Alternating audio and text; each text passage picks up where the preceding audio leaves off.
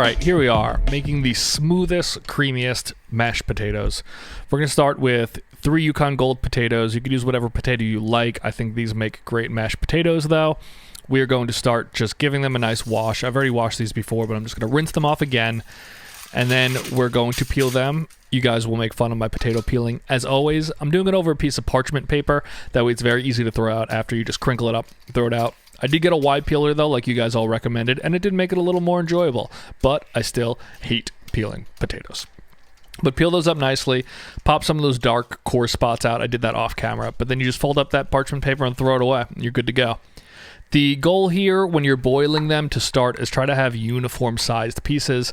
So I'm trying to cut these into generally the same size. Not always going to be possible just because of how the potatoes are shaped, but try to make them as uniform as you can. It'll just make the cooking time consistent and you won't have any pieces that are undercooked while some are overcooked. Once we chop those all up, I'm going to throw them into the pot I'm cooking them in, and I'm going to give them a quick rinse. You don't really need to because the starch does help make creamy potatoes, but I'm just going to give them one rinse. We're not really worried here about running the water clear. I'm just going to give them a nice simple bath like that, and then we're going to fill this pot right back up with cold water, and then we're going to put that onto the stove to start getting this to a boil. Salt that water. We're going to salt every stage of the process here, and at the same time we're also going to melt down 1 full stick of butter. I only have this one pot though extra, so I'm going to pour the melted butter out onto the side. We'll come back to that, but then we're going to give it a wipe out, and we're going to add 1 cup of milk into this pot, and we're also going to add 1 cup of heavy cream, and we're going to bring that up to a very, very light simmer. Some people use just cream, some people use just milk. I find the mix is great. You don't really need to boil it. You're just bringing this up to a simmer so it's hot. Move those potatoes around a little bit. That's the point right there that I want to get them to. It's a nice light boil.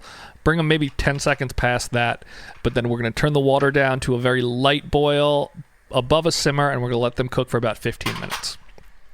The test I like to use is when I pop one out, does it cut nicely and will it mash with a fork? This needed about another minute. Half of it was really ready to go, but these are basically there. Once they're done, we're going to pour them out. Watch me struggle, and it's good. You could see the weight of them is pushing them through the sifter, so that means they were really good to go. But here's the secret ingredient. It's a ricer. You need to rice your potatoes. You could hand mash them, but they're never going to be creamy and they're never going to be great. A ricer is the way to go. So just run all your potatoes through here. They're pressing so easily, so you know they're right. If you do one and it doesn't cook or press through well, cook them a little longer. But now we're going to start just making the mashed here. I'm going to add half that butter mix in, mix that up. Some people use only butter, so I start with the butter. Mix that up. Immediately you could see how fluffy they are. They're so smooth. There's no chunks. That's what the ricer does. We're going to add in equal parts cream and milk at this stage. Mix that together. There's no set amount. You're doing this here to look and feel. You'll know when they're ready. Based on the size potatoes you use and the type of your potatoes, it's always going to be a different amount. But just got to feel it out for what you're looking for.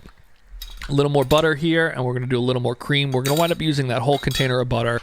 Not anywhere near the whole cream, though.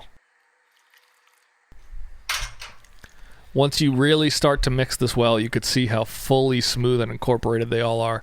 These are just absolutely rich and gorgeous. Heavily salt and pepper these. They need them. Potatoes are not very flavorful unless you add things like butter, cream, salt, pepper. Really, really give them a nice amount. It will go a long way. That's where I use the remainder of the butter. I do put another splash of cream in, but this is basically right where I want it. These are so fluffy and gorgeous, and that was so simple and easy. It just takes a little bit of time. Trust yourself. It's not difficult. Look how beautiful that is. Ooh, and then just dress them with a little extra butter, a little extra chive. They look so beautiful on a nice plate. That's all you need. You could wow your friends with something that simple, and then just dive in and taste them. Look at how creamy and delicious they are. There's no chunks here. This is one of the most decadent mashed potatoes you can make. Trust me, you need to try these. It's so worth the time. These are the best mashed potatoes out there.